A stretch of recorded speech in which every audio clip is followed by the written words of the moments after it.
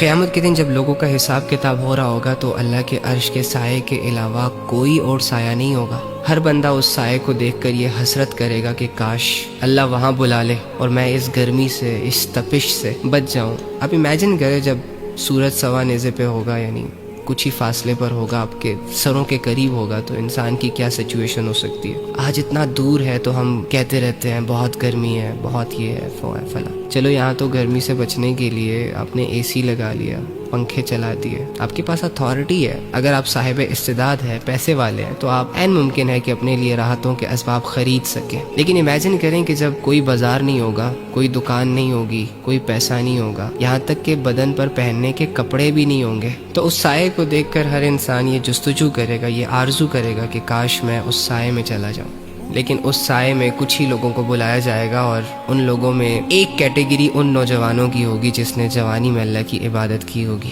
یعنی وہ جوانی کہ جس کو ہم فضولیات میں گزار رہے ہیں، وہ جوانی کہ جس کو ہم لذتوں اور گناہوں میں اور پیار محبت کے چکروں میں ضائع کر رہے ہیں۔ اس جوانی کی قیمت کتنی بڑی ہے اگر اس کا صحیح استعمال کیا جائے، تھوڑا سا صبر کیا جائے اور اللہ کے ساتھ اس کو گزارا جائے، تو ہم وہ اویل کر سکتے ہیں کہ جس پر میدان حشر میں اللہ کے سامنے بلینز آف بلینز پیپل یہ حسرت کریں گے کہ کاش ہمیں وہ چیز مل جائے۔ جوان کی توبہ سے اللہ بڑا خوش ہوتا ہے، جوانی کی عبادت اللہ کو بڑی محبوب ہے، اور دوسری جانب نفس اور شیطان کی فل کوشش یہ ہوتی ہے کہ وہ جوانی میں گناہ کروائے، کیونکہ وہ جانتا ہے کہ اگر جوان جوانی تباہ کر دینا تو بڑھاپے میں تو ویسے یہ کسی کام کا نہیں رہتا، اور دوسری جانب اگر ایک جوان اپنی جوانی کی حفاظت کر لینا تو اللہ خود اس کی طاقت بنتا ہے جب یہ کمزور پڑ جاتا ہے۔